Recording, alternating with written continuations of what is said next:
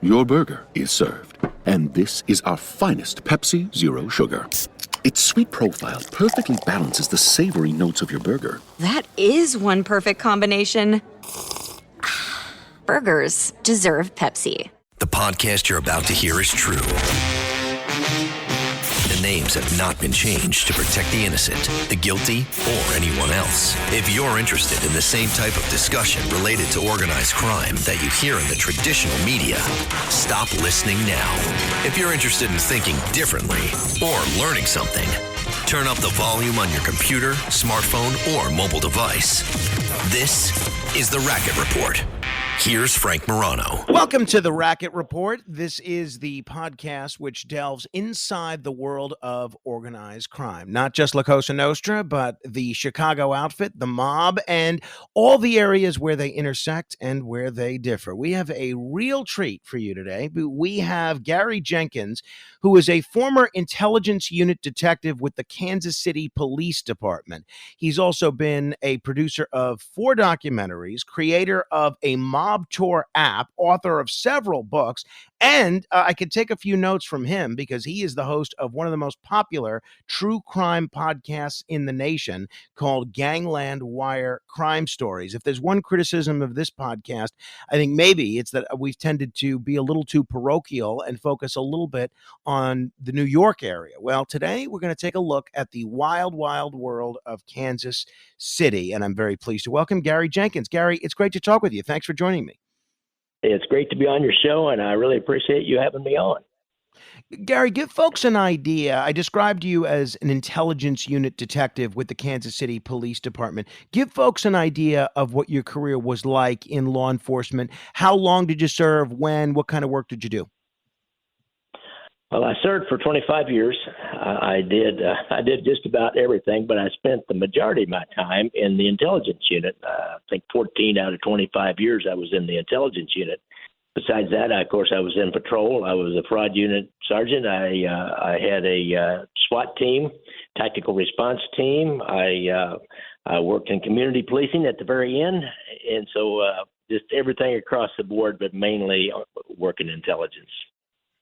Tell me about, and we're going to jump around a little bit because you've done so much in the journalistic area in chronicling mafiadom, but your podcast, Gangland Wire, has gotten a number of stories written about it. You've done some really compelling podcasts that I've listened to, and people should check them out.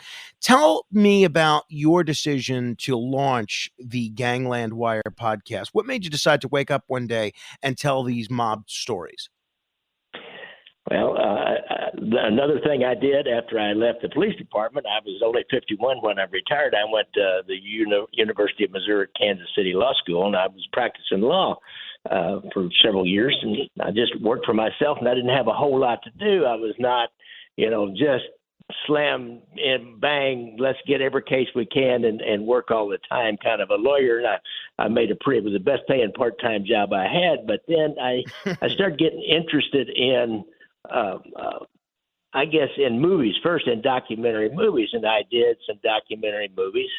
And then I remember listening to one podcast. I started hearing about podcasts. I'm an older guy, but I always like to find out what's going on, what's the latest, especially in the tech world and the entertainment world and the mob entertainment world. And I listened to a podcast, I think it was called Serial, and I thought, well, I've given a lot of talks here in Kansas City, the Rotary Club, the library, shown clips from my movie to groups, and I talked about that, and I can see that people, they love that stuff, and they like good crime stories. And I listened to Serial, and I thought, well, they're just telling a crime story here.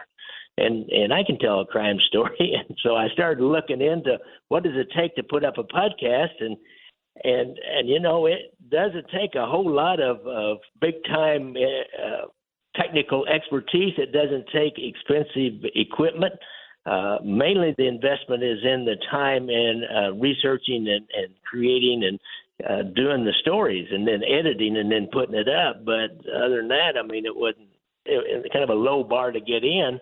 That's why there's so many of them out there, and that's why there's so many of them that come and go. And so, Gary, I said, I'm going to try it. Don't give away any of our secrets about how easy this is, Gary. Last thing we need is more competition. What's the matter with you? But in all seriousness, to your point, I think it was either the Wall Street Journal or the New York Times that did an article about the explosion of mob-related podcasts, not only from people in law enforcement like you, but from people who have actually been mafia turncoats, folks like Sammy Gravano, for instance. Why do you think there has been such an explosion in mafia-related podcasts, while it seems like the actual mob and mob criminal activity, and we could talk about more about this later, seems to be in the decline? What is it about the public interest in this stuff that's feeding the beast of the constant stream of podcasts?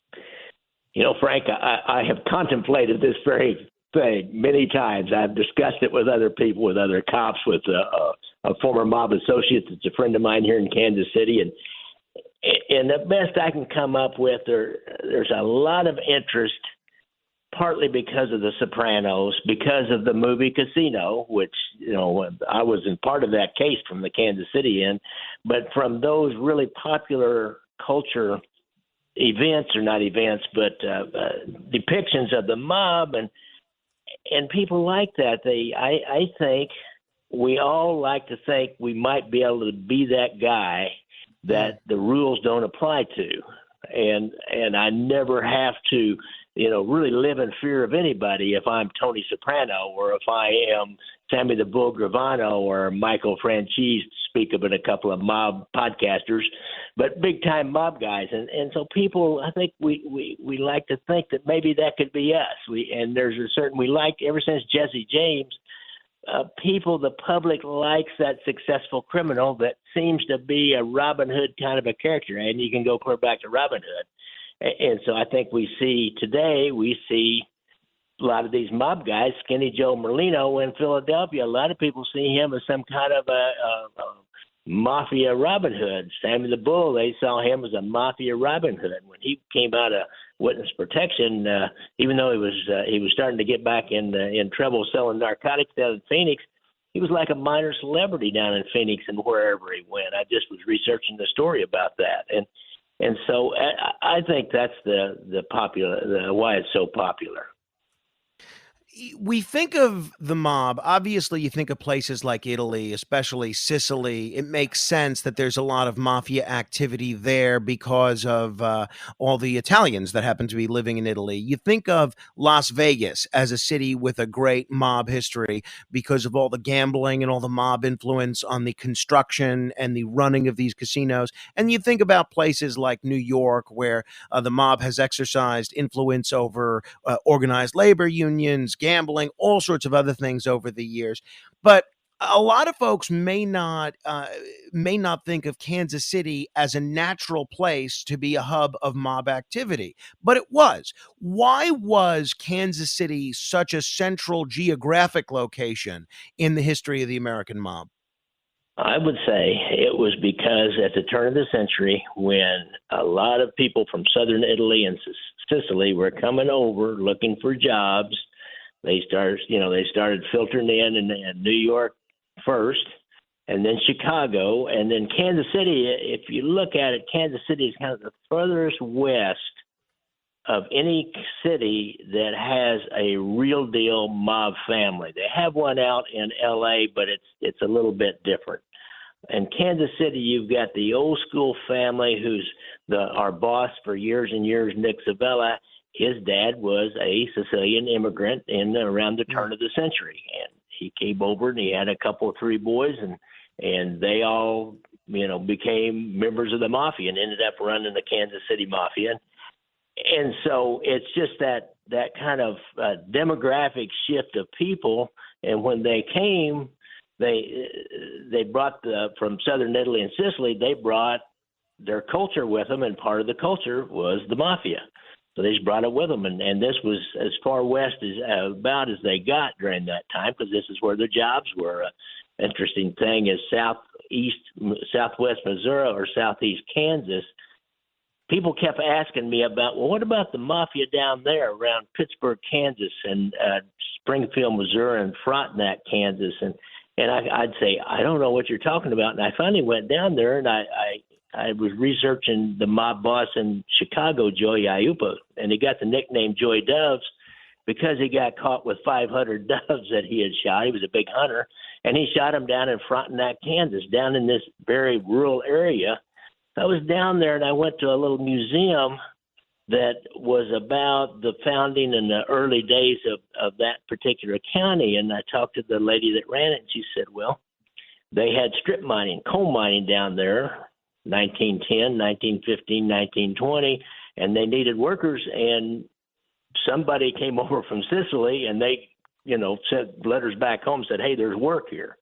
And so they started flooding in from Sicily. So that little area has this big population that all came, their roots all were back into Sicily, and they never really formed a mob there because it's hard to do in a rural area, but it certainly was mob friendly.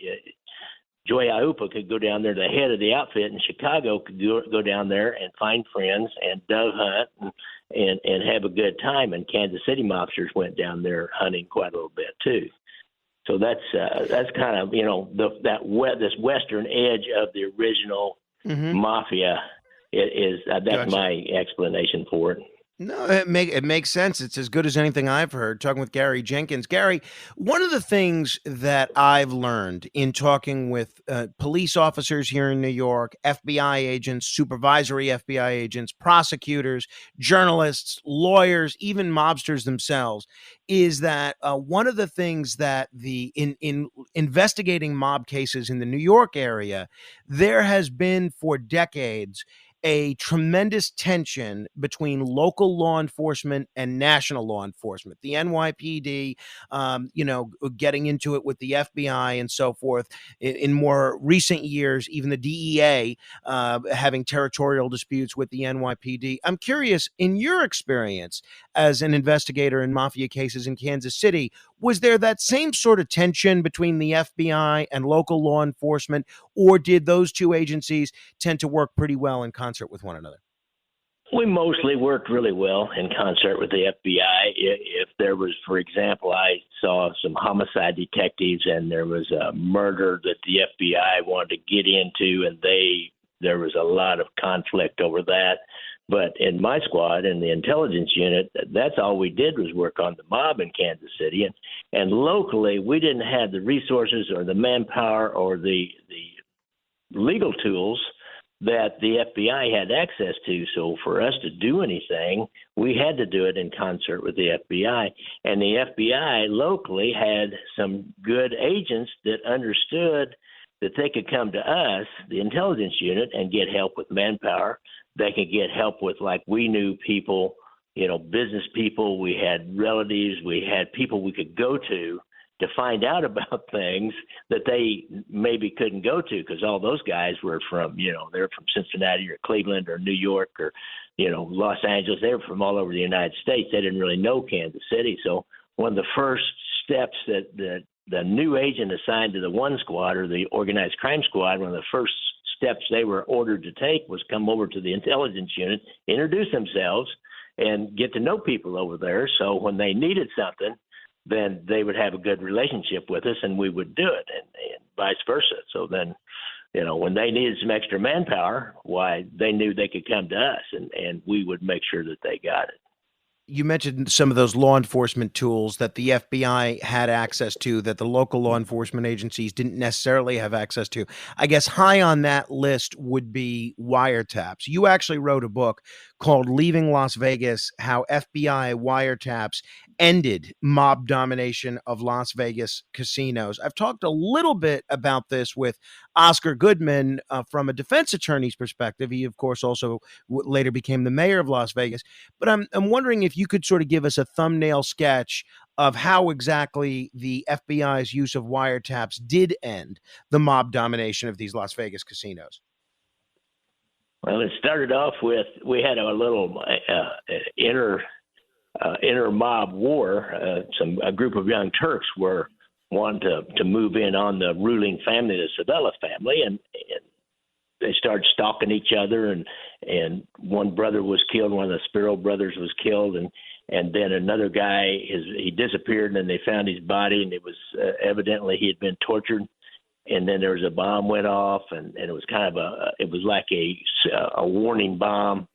And so we see this going on, and like my unit, we're out on the streets all the time. We start seeing like some of the people from the Sabella family prowling around the joints, just driving around, maybe running little surveillances like on some of the places that the Spiro brothers would be. And so we're seeing this, kind of stalking at each other and vice versa. And we're kind of in the middle of this. And so the Bureau ends up, we'd had several bombings by this time. We'd had 3 murders, and they put a bug inside of a Sabella headquarters restaurant. Is like in the movie Casino, they made it look like it was in a corner store, but it was actually in a little pizza restaurant run by Rossi Strada, and the Sabellas felt safe in there, and they knew him, knew the owner. He was from the neighborhood. So they put a bug in there, and they always sat at the same table, a little banquette in the back, and they would meet people back there, and there was an informant that said they would have dirty conversations back there. So they were hoping, the Bureau was hoping, and we were too, that they would pick up information about some of the plotting to kill these Spiro brothers, and maybe we could either catch them in the act or make a case on them or be there when they showed up and they had guns in their car, and you could, make that conspiracy.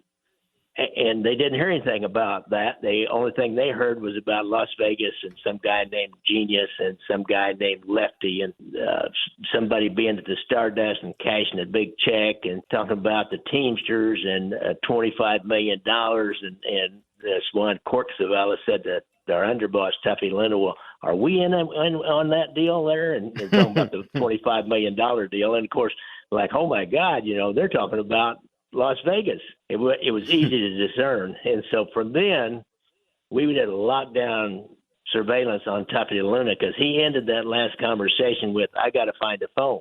Because there was a payphone right there, but he didn't want to use that payphone. And so we had to find that phone ourselves, and we followed him enough with airplanes and 25 guys at a time and caught him at a bank of payphones that he started using. He was using regularly, and he didn't know that we caught him at it. And they put wires on them, and all they heard was talk about, Las Vegas and what Lefty's doing and what Glick's doing, and is this casino for sale, and is somebody in trouble there? Just gossip. Mainly it was gossip at the start, but it was pretty tantalizing gossip, and so they just stayed on that and kept picking up information, and finally we're picking up, that they were getting money, or the Sabella family was getting money from the Tropicana, and yet that was not where Lefty Rosenthal was from, and by then they identified him, and he picked up there's a lot of animosity between a man named Joe Augusto and Lefty Rosenthal, and Joe Augusto was Sabella's man who was in the Tropicana, and Lefty Rosenthal was Chicago's man, and he was in the Stardust. And so as you pick all that up, then, then they start making a case. Slowly but surely, they keep putting those conversations together, and in the end, Valentine's Day of, I can't remember the year all of a sudden now, Valentine's Day, we served search warrants, and they served them by then they identified Chicago and certain places in Chicago and Cleveland and Milwaukee, and had figured out that they were all part of this big scheme to skim money out of Vegas, and served search warrants on all of them. And as that started, they started rolling that case up, to go to the shortened form of this. They realized that it was a Teamsters loan was the reason they were in these casinos so big, is the mob had been able to influence $60 million loans, for example, to Alan Glick to buy the Stardust and 3 other casinos, I think the Fremont, the Marina, and the Hacienda. And so, they've got all this influence over the Teamsters that's coming out of this. And during that time, of course, the U.S. Department of Labor is looking at the Teamsters. And when you can show that much mob influence over the Teamsters Union, especially using that pension fund as almost like their personal bank, because what they do is they had enough trustees to get them to vote on any loan that they wanted the guy to have, but then that guy had to kick back. And the way they kicked back was let somebody like Lefty Rosenthal have a position in the casino where he could skim money out and then send that back to the mob. That's how Alan Glick was paying them back for their influence on getting that loan. So the Department of Labor, in the end, they put the Teamsters Union in trusteeship and ordered new elections and started kicking out all the people that had mob connections. And it took the Teamsters Union away from the mob. It took the casinos away from the mob. This really fired up the gaming commission out there in Las Vegas and Nevada, of course. And so, taking influence over the International Brotherhood of Teamsters and all the casino money that they were getting, that was like the end of the mob in the Midwest, basically. A little bit left in Chicago, I think, just a little bit in Kansas City. But when they lost that, they just lost so much. They had to go back to running scams and corner dice games and stuff. Ryan Reynolds here from Mint Mobile. With the price of just about everything going up, we thought we'd bring our prices down. So to help us, we brought in a reverse auctioneer, which is apparently a thing. Mint Mobile Unlimited Premium Wireless. How to get 30, 30, bit to get 30, bit to get 20, 20, 20, bit to get 20, 20, bit to get 15, 15, 15, 15, just $15 a month? Sold! Give it a try at mintmobile.com/switch. Upfront payment of $45 for 3-month plan, equivalent to $15 per month required. New customer offer for first 3 months only. Speed slow after 35 gigabytes if network's busy. Taxes and fees extra. See mintmobile.com. So if you go to a Las Vegas casino today, you don't necessarily have to worry that your loss at the blackjack table is funding organized crime. No. A lot of people would say they wish the mob were back because it was safer in Las Vegas in those days, but I think that's wishful thinking. Yeah. No, I have heard that, but I think we tend to romanticize everything through the prism of nostalgia. One of the reasons that I was eager to talk with you is not only because of your law enforcement background and because you're an expert in so many cases, but because of your legal background as well. One of the things that I hear so often from defense attorneys and from criminal defendants alike is that the FBI and law enforcement in general has a tendency to overstep, sometimes break their own rules, sometimes bend the rules, sometimes ignore civil liberties, all in the name of getting an arrest or getting a conviction. From what you've observed, either firsthand or from research that you've done on other cases, do you think any of that is true? Does law enforcement, especially at a national level, have a tendency to overstep? I never saw it. As a matter of fact, they were too conservative if you ask me, but I was like 30 years old, and back in those days when I was really working with them, and I wanted the glory. I wanted to make the big one, and whatever that took. Well, if you got young policemen out there, young agents, individually, and they're really ambitious, but the organization as a whole is ruled by cooler heads, and they have a lot of checks and balances, and police departments do too, and they did back then. I mean, if we'd have got caught doing some of the things we contemplated doing, trying to throw a gypsy wire, as they call it, unauthorized wiretap on somebody, they'd have fried us, our local department. And, I thought about it myself, but it's just like it wasn't worth my job because they would have. Oh, so, sure. In my experience, now there are individuals that do stuff like that. And in, big eastern cities, no offense to you New Yorkers or Chicago people, but there's, got a lot more people and a lot bigger departments and a lot more varied people and things like that do happen. But in Kansas City, we're just like small town guys in a way. We just didn't do that kind of stuff. You host, I believe, an annual mob film festival out there in Kansas City. Tell me about that. How long you been doing that, and what kind of films do you show at this mob film festival? Well, right now, after COVID, the mob film festival, we've got to regroup, but what we started off with, there's another man locally, Terrence O'Malley, who did a kind of an overview. It was about a 2.5-hour movie documentary, an overview of organized crime in Kansas City called Black Hand Strawman, and it goes all the way back to when the Black Hand first got here in Kansas City, and real comprehensive overview. And so that was kind of always our anchor film, and then I had my two film. I got a third one now, but I had two films that I would throw in there: Gangland Wire about the casino and skimming from the casino in the Kansas City investigation, and then Brothers Against Brothers the Civella-Spiro War, which was just about this mob war between factions in Kansas City that went on at the same time that the Bureau was really working heavy on the Las Vegas end of it that had nothing to do with this mob war. So we've got those two, and I've got a couple of guys that were involved back then, so I'll get them to come and we'll do a question and answer, kind of a panel discussion and question and answer thing for the audience on each day of it. And we just changed the movies out, and we did it 3 years in a row. The first 2 years we sold out, we had to turn people away. And then the last year we did it just before COVID. We didn't have any fresh movies about Kansas City, and we had one last fresh movie that I did about an election theft in 46 election, but they didn't investigate it till 48, and mob was involved in it. And so then the COVID hit, and we haven't done it since.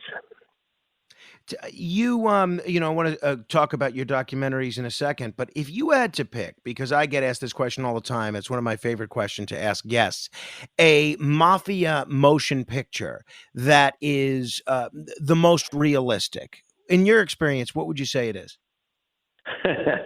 One, there's kind of like there's two different sections of the mob. The Godfather's good for the big section, the overall, all the tradition and that kind of thing movie. That was pretty realistic, I think. But on the street level, which I always like, and I try to deal with as much as I can on the podcast, who does these things and how do they do them, and what happens when they do them on the street level, not the boss, not even the underboss for the most part. Those guys get mentions, but Goodfellas was probably the best depiction of a crew that I've ever seen, and their relationship with the made guys and with street guys and the family that they're connected to as a whole, and what they do on a day-to-day basis. I thought that was the very best one of those. Your documentary, your first mob documentary, Gangland Wire, features FBI agents, police officers, reporters. I haven't seen it yet, but I'm looking forward to seeing it.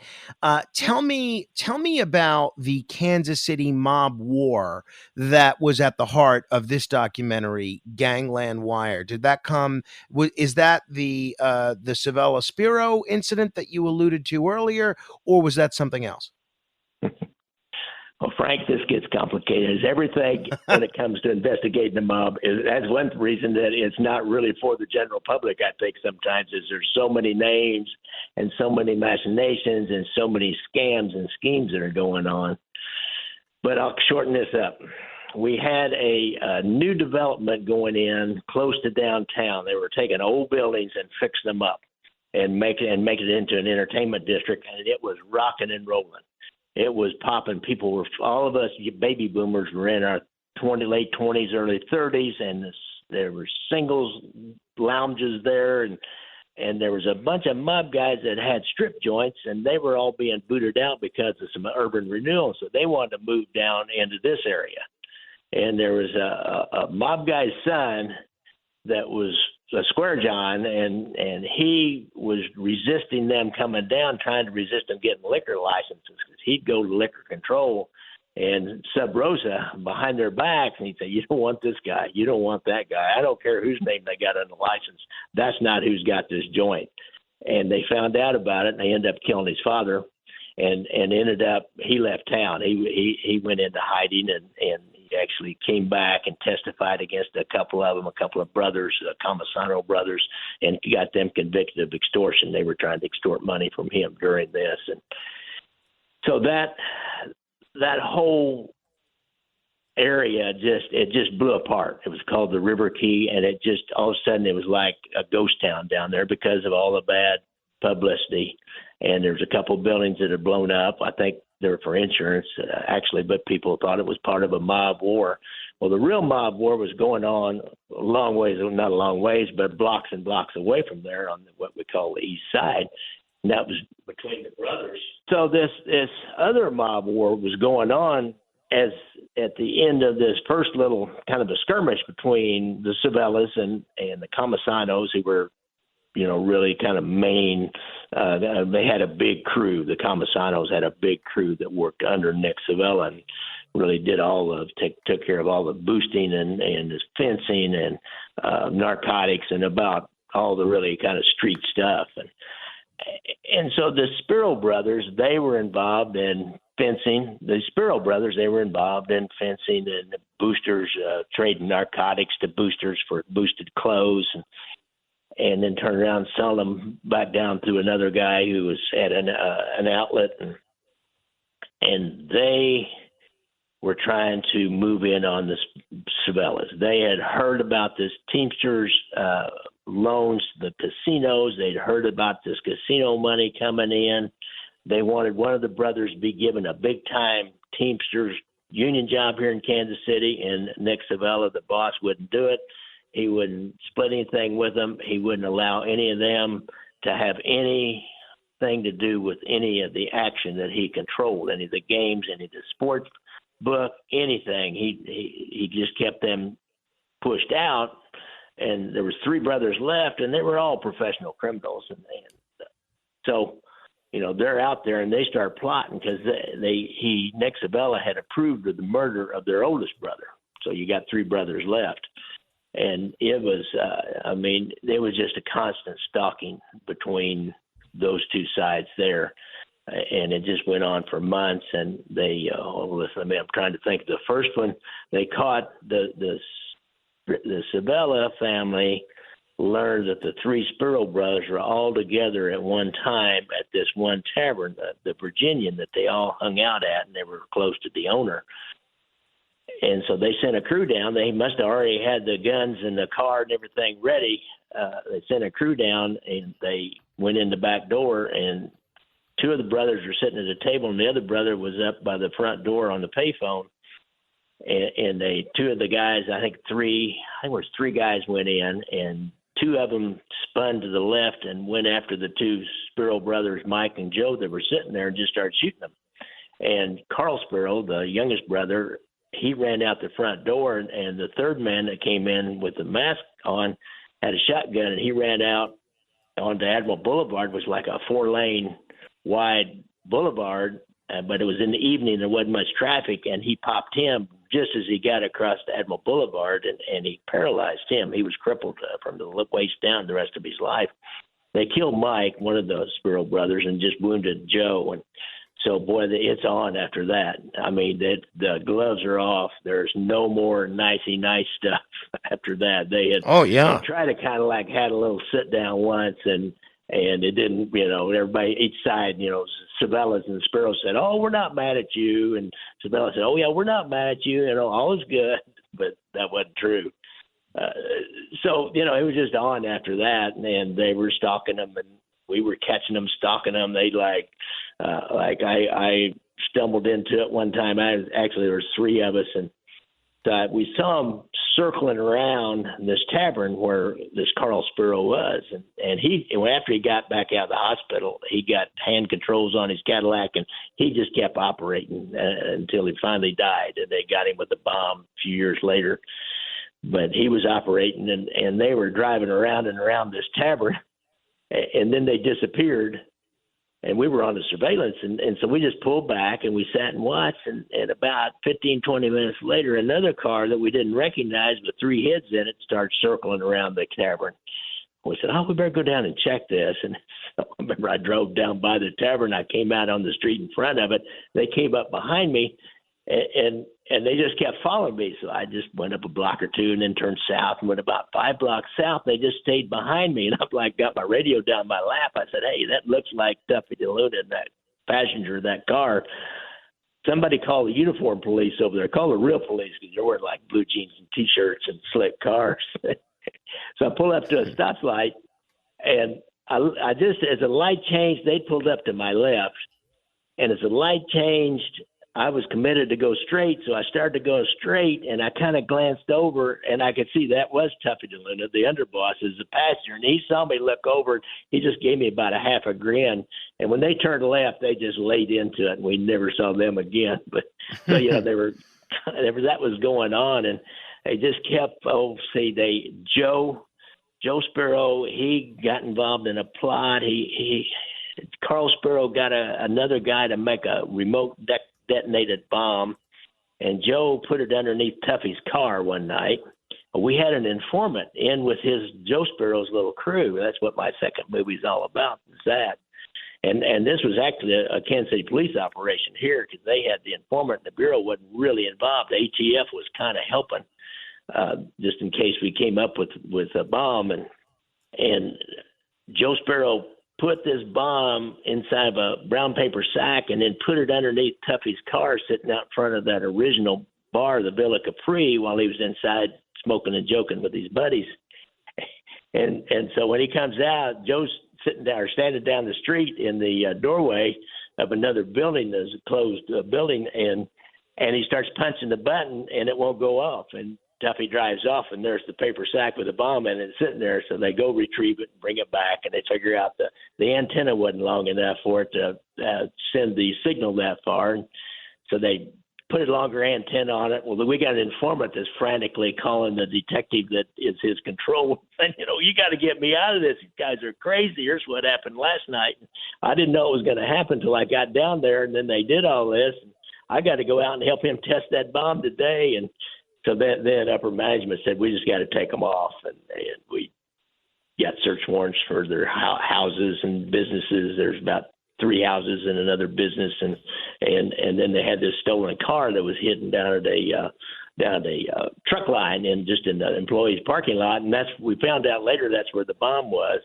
Now, the funny story: Clark Hamilton and this other guy were in a van, a surveillance van, sitting right next to the stolen car, and they got out and they put a beeper on the car, electronic tracking device. Well, we didn't know it, but the bomb was inside that, which was an electronic device that could be keyed by a signal. Oh, my. And so they're sitting all night next to this bomb with the tracking device sending out a signal underneath the car, and then a bomb that would be activated by a signal. But luckily, the tracking device signal was different than the bomb receiving triggers signal, and then we took them all off the next day, and so that was over, and that just left Carl Sparrow. And in the meantime, the straw man, the skim cases are all coming down. We've searched the search warrants.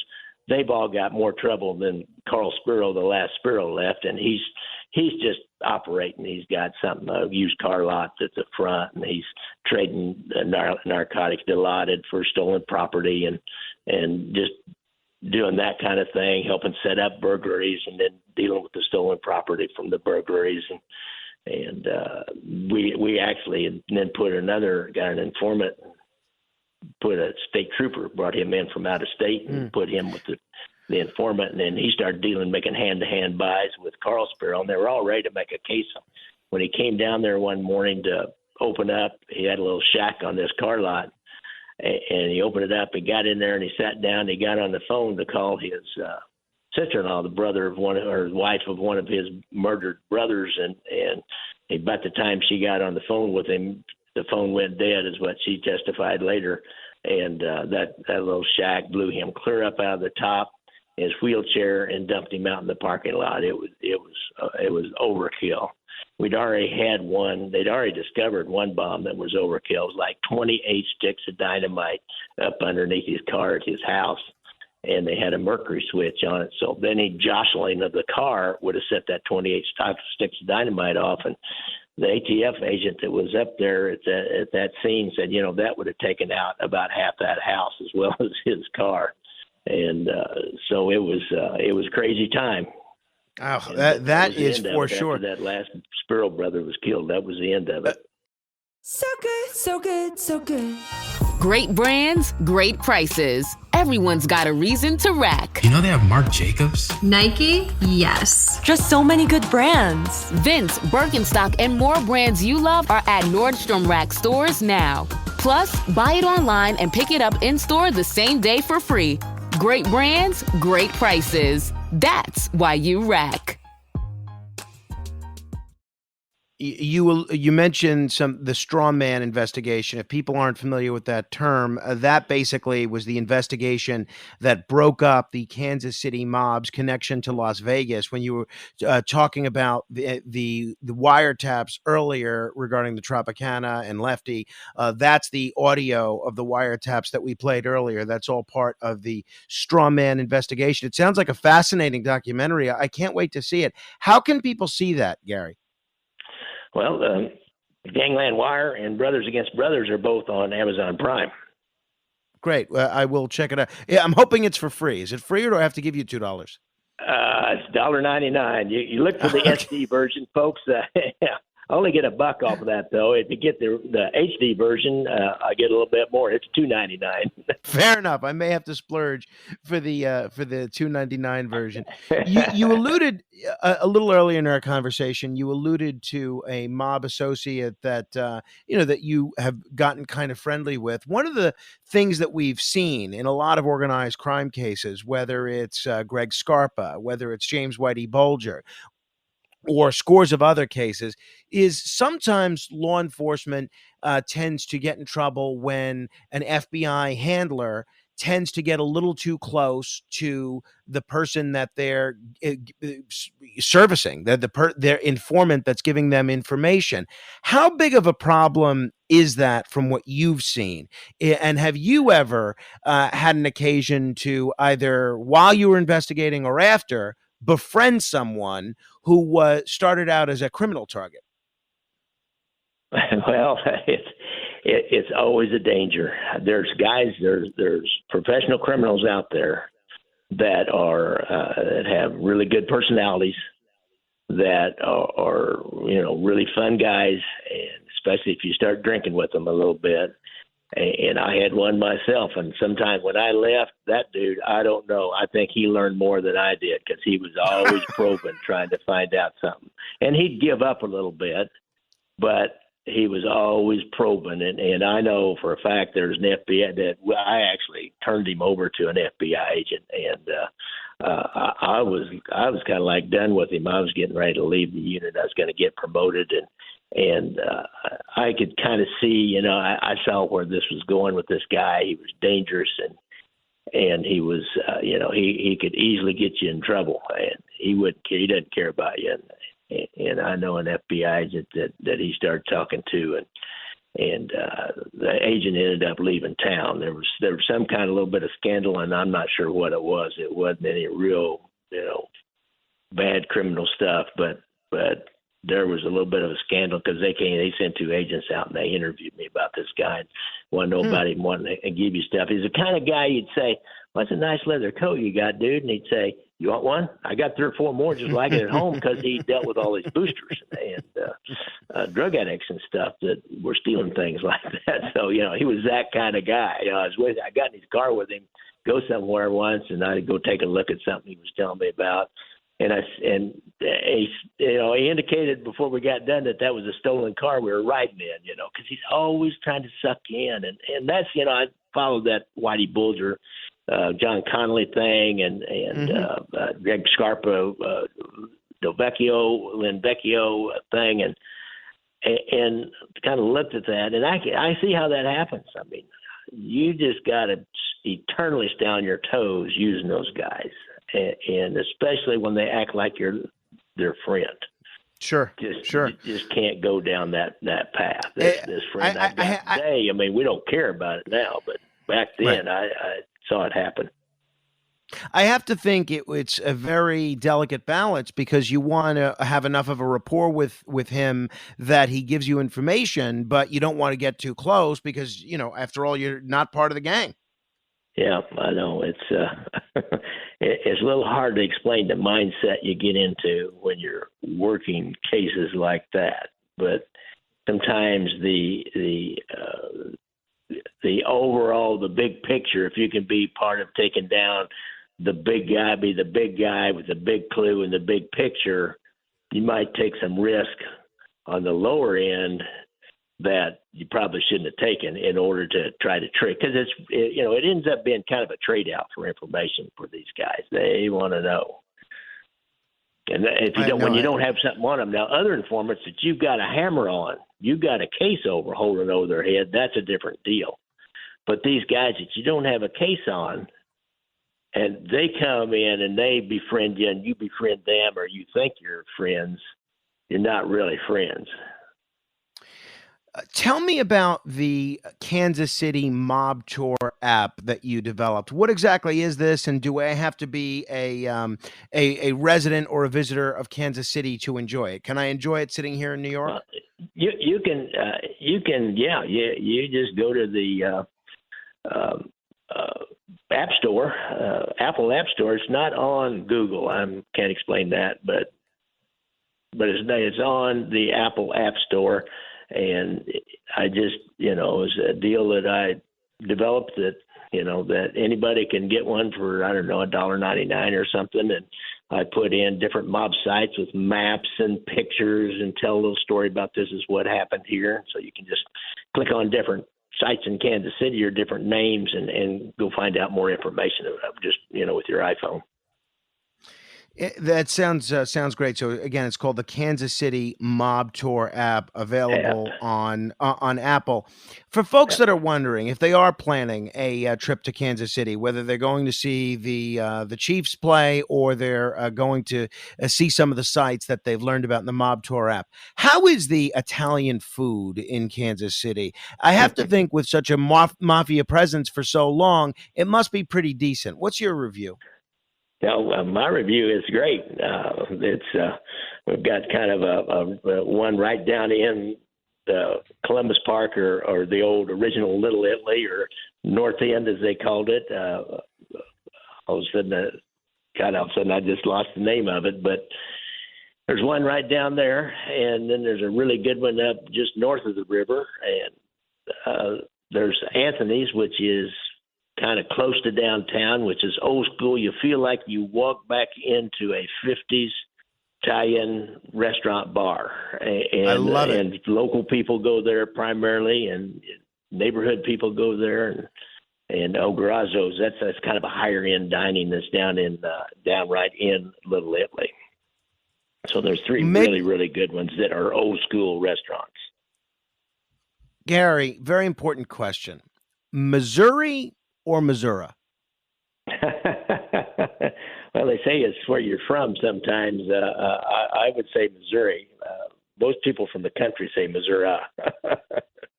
Gotcha. Okay, I appreciate you. So they're both, I guess, correct, right? They're both correct. One of the stories that you've told in some of your books, and I believe at least one of the documentaries, is the story of being mistaken for a hitman. How does that come to be? That is a good story. I mean, that's kind of what they were thinking when they were following me that day. But there's another one with the Spiros, and this guy chased me, and what he was trying to do is see who I was that was running surveillance on Carl Spiro. And I saw him like he came out of the little car lot. He looked up the hill where I was, a couple blocks off. And I don't know, he's an idiot. He really didn't want to, if I was a hitman, he didn't really want to catch me, I don't think. And I found out later that he didn't want to catch me. He didn't know what he was going to do if he had to, but he jumped in his car and headed that way. And so I thought, I see what he's doing.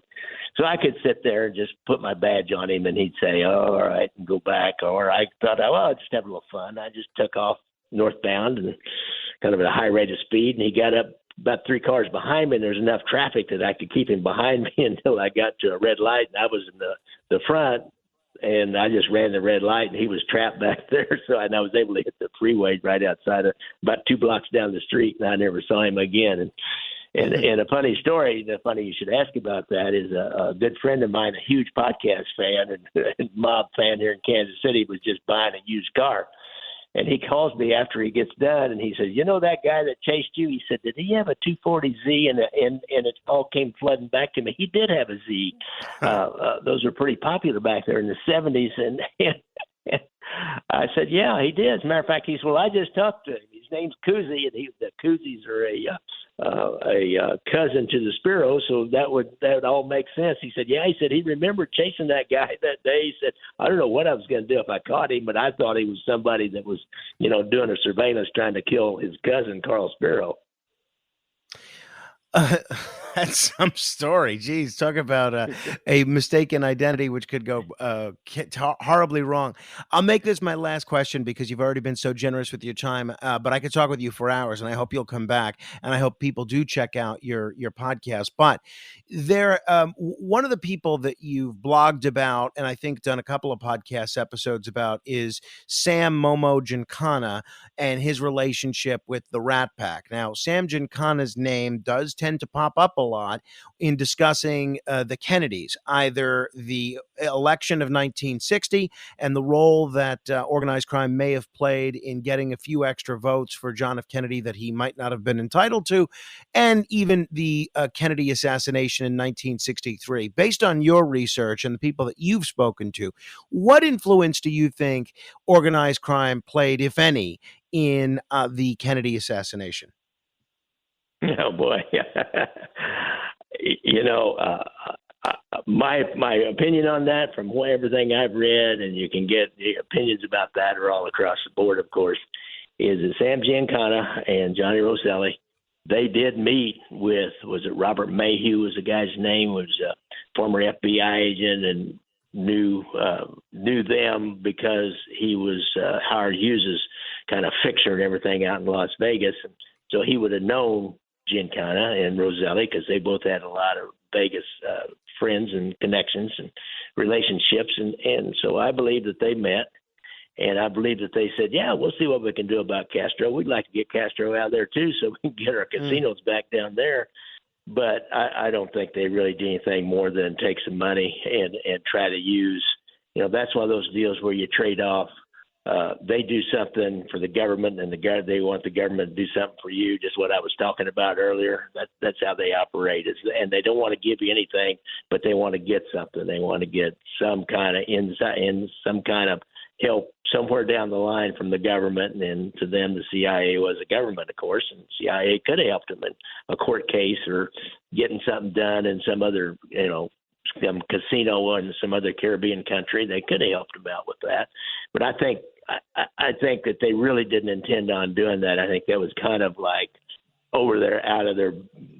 I think their reach would go way beyond their actual grasp to go down into Cuba and try to get something done after Castro had taken over everything down there and had the police and kicked everybody out. I think it would I think it was beyond their capabilities, but they weren't above acting like they were going to do something. So it makes a pretty good story. And that's my opinion on that.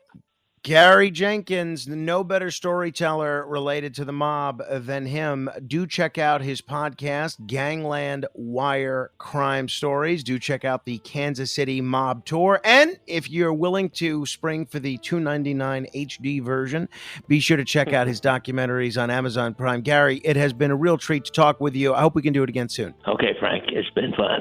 Thank you. If someone sent you this podcast, do us a favor and subscribe. Search for The Racket Report on iTunes, on Google Podcasts, Spotify, wherever you get your podcasts, and you will get this podcast downloaded to your phone each and every time we post a new episode. Until the next time we meet in cyberspace, I'll see you on the radio.